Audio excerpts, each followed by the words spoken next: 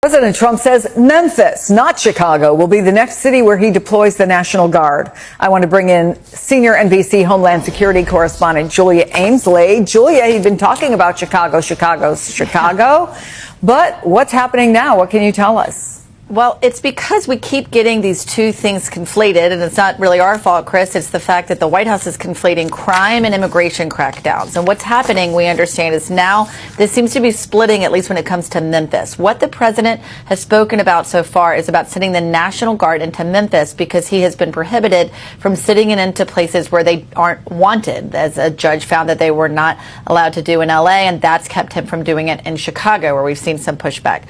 First, let's hear what Trump had to say about Memphis, and then we'll talk about it on the other side. Let's take a listen.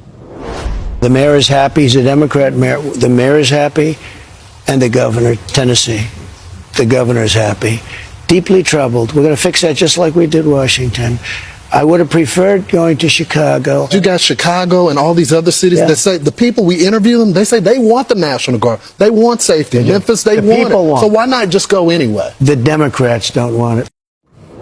So he's talking, of course, about Democrats in cities like Chicago that aren't saying yes to him sitting in the National Guard. But as we understand it, ICE and Border Patrol and other federal agencies are still planning on increasing immigration arrests in Chicago. They started it earlier this week in Operation Midway Blitz. We expect that to ramp up over the coming days. But in Memphis, something totally separate is happening. As people I've spoken to at ICE really aren't privy to details of what's happening in Memphis. That seems to be mainly concentrated on crime in that city. Although we should point out, Chris, according to the police in Memphis, they put out a post on X just this month saying that crime there is at a 25-year low, a historic low, and they say they are dedicated to building these historic reductions and protecting our city. So a bit of a pivot there now as Trump moves in the National Guard to reduce crime in Memphis.